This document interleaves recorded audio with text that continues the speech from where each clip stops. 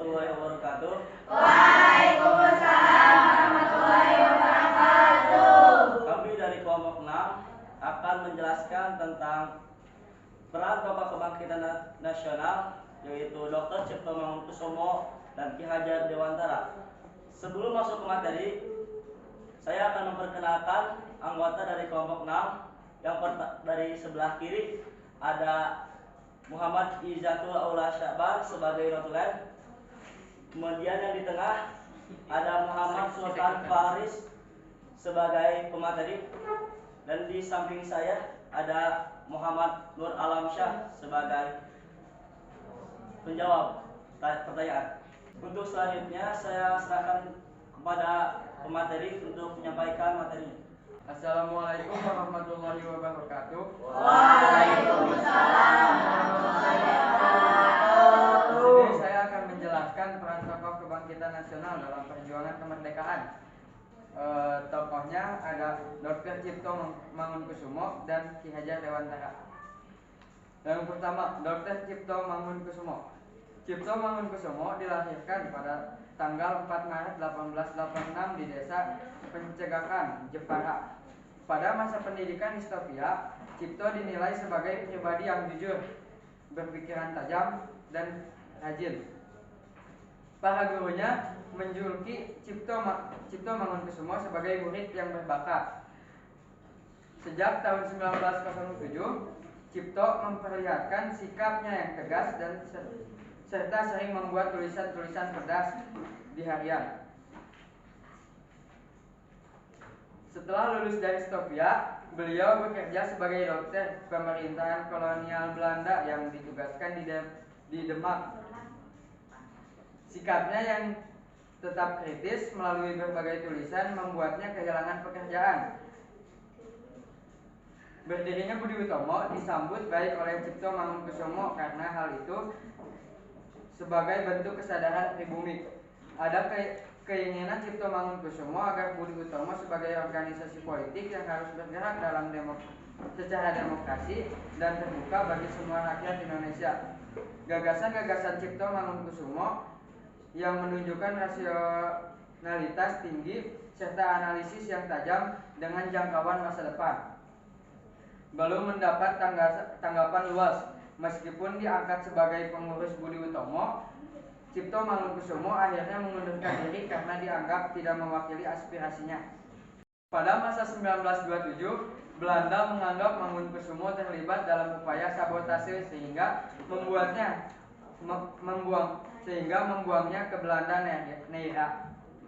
Dalam pembuangan, penyakit asmanya kambuh. Ketika Cipto Mangunkusumo diminta untuk mendatangi suatu perjanjian bahwa dia dapat pulang ke Jawa untuk berobat dan dengan melepaskan hak politiknya, Cipto Mangunkusumo dengan tegas mengatakan bahwa lebih baik mati di Belanda Neira. Cipto Mangunkusumo kemudian dipindahkan ke Makassar, lalu pada tahun 1940 dipindah lagi ke Sukabumi. Untuk menghormati dan menghargai jasa-jasanya, pemerintah melalui SK Presiden Kepres nomor 109 TK 1964 tanggal 2 Mei 1964 diberi gelar sebagai pahlawan nasional. Yang kedua ada Ki Hajar Dewantara. Ki Hajar Dewantara yang lahir di Yogyakarta pada tanggal 2 Mei 1889 bernama asli Suwardi Suryaningrat. Beliau tidak mau menambahkan gelar apapun, termasuk nama kebangsaan, karena ingin dekat dengan rakyat baik secara fisik maupun hati. Beliau menolak penjajahan pemerintah kolonial Belanda dan merupakan pendiri lembaga pendidikan Taman Siswa. Ketika menjadi wartawan muda, Suwardi menjadi langganan tetap penjara. Hal itu dikarenakan ketajaman pola pikirnya. Misalnya, ketika kerajaan Belanda memperingati 100 tahun kedaulatannya kembali sebagai sebuah kerajaan, Suwardi marah bukan main karena orang-orang Indonesia yang terjajah bahkan disuruh ikut memperingati. Maka ditulisnya sebuah artikel yang pedas, seandainya aku seorang Belanda. Suwardi juga pernah belajar di sekolah guru Sejak muda, beliau rajin melatih anak-anak muda bermain sandiwara, pencak silat, karawitan, dan pemberantasan buta huruf. Bahkan menurut beliau, anak muda tidak boleh buta huruf. Pada tahun 1905, Suwardi melanjutkan ke sekolah kedokteran Stovia. Ki Hajar Dewantara paling berani melawan Belanda. Salah satu contohnya adalah ketika beliau mendirikan taman siswa sendiri tanpa mendapat restu dan bantuan dari pemerintah Belanda. Pada saat sekolah-sekolah semacam itu tidak diakui dan dianggap liar, Ki Hajar Dewantara bangkit dan melawannya. Taman siswa yang telah berkembang ke seluruh pelosok Nusantara dari taman kanak-kanak hingga perguruan tinggi kini menerima dengan ikhlas serta bangga akan adanya pendidikan nasional yang dikaitkan dengan hari kelahirannya, tanggal 2 Mei. Kita menerima penetapannya sebagai pahlawan nasional sejak tanggal 28 November 1959 yang nama Ki Hajar Dewantara terpatri di hati kita sebagai pahlawan bangsa dan pahlawan pendidikan. Ki Hajar Dewantara lebih dikenal sebagai Bapak Pendidikan Indonesia. Beliau meninggal di Yogyakarta 26 April 1959 pada usia 69 tahun dan dimakamkan di Tanah Wijaya Brata, Yogyakarta. Beliau dikukuhkan sebagai pahlawan nasional oleh Presiden RI Insinyur Soekarno pada tanggal 28 November 1959. Surat keputusan Presiden Republik Indonesia nomor 305 tahun 1959 tanggal 28 November tahun 1959. Sekian yang bisa saya sampaikan. Untuk selanjutnya saya serahkan kembali kepada moderator. Untuk selanjutnya kami buka sesi tanya jawab. Dipersilahkan kepada kelompok lain yang ingin bertanya. Assalamualaikum warahmatullahi wabarakatuh. Waalaikumsalam. Saya Ahmed Jimnan Fazawidani, perwakilan dari kelompok 3, ingin bertanya kepada kelompok 6. Apakah dibuatnya lembaga taman siswa oleh Ki Hajar Dewantara termasuk ke dalam salah satu usaha kebangkitan nasional dan apa alasannya? Wassalamualaikum warahmatullahi wabarakatuh. Assalamualaikum warahmatullahi wabarakatuh.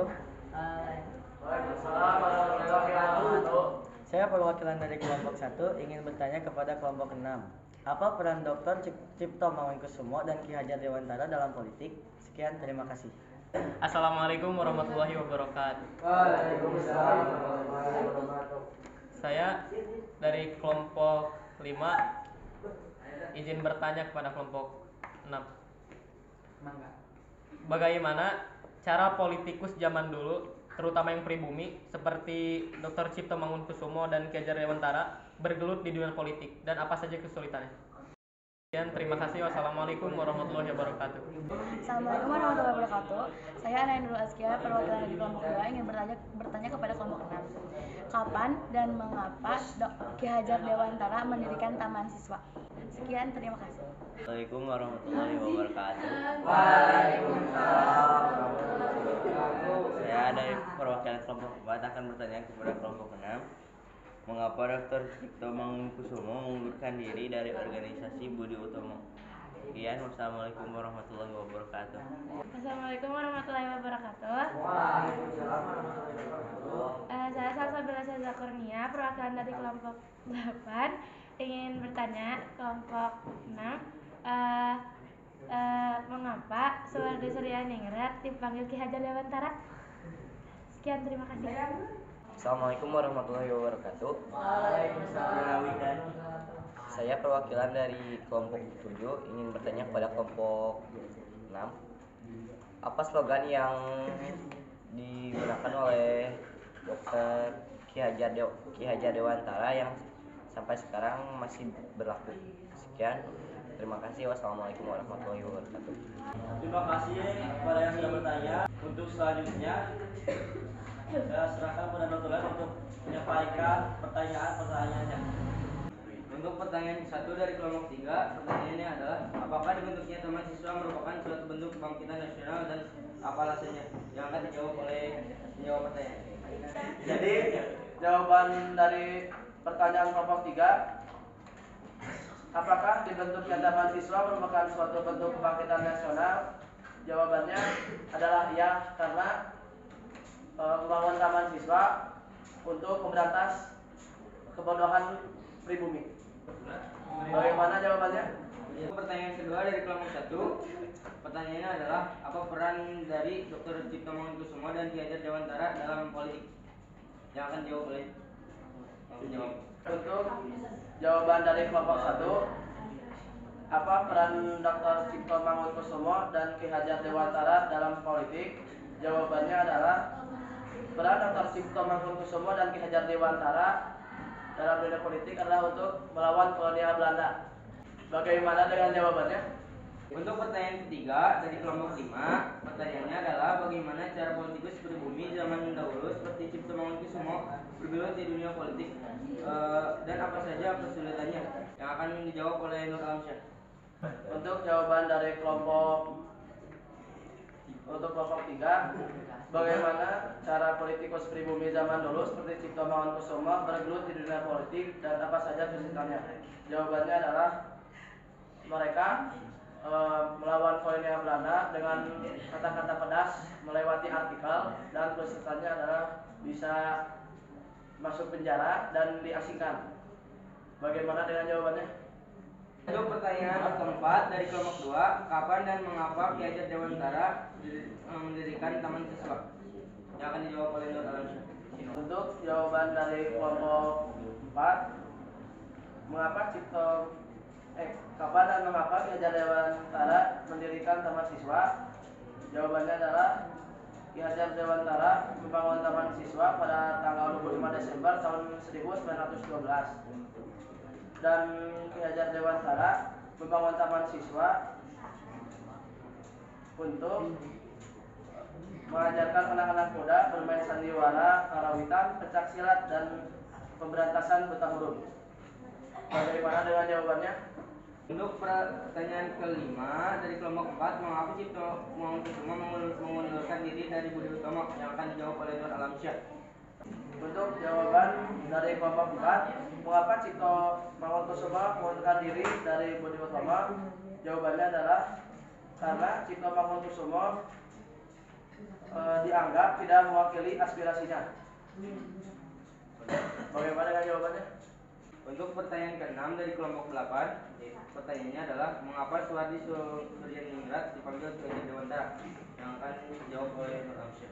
Untuk jawaban pertanyaan dari kelompok 8, mengapa Suhardi Suryaningrat dipanggil Ki Hajar Dewantara? Jawabannya adalah menurut Ki Utomo Darmadi, Hajar artinya pendidik, Dewan artinya utusan, dan Tara artinya tak tertandingi. Maka Ki Hajar Dewantara memiliki arti Bapak Pendidikan Utusan Rakyat tak tertandingi menghadapi kolonial. Bagaimana dengan jawabannya? Untuk pertanyaan ke-7 dari kelompok 7, apa slogan yang dibuat di Ki Hajar Dewantara sampai sekarang berlaku? Untuk jawaban pertanyaan dari kelompok 7, apa slogan yang dibuat Ki Hajar Dewantara sampai sekarang yang masih berlaku? Adalah ing ngaso sungtulodo ing madya bangun kaso tuturi handayani. Bagaimana dengan jawabannya? Sekian yang bisa saya sampaikan.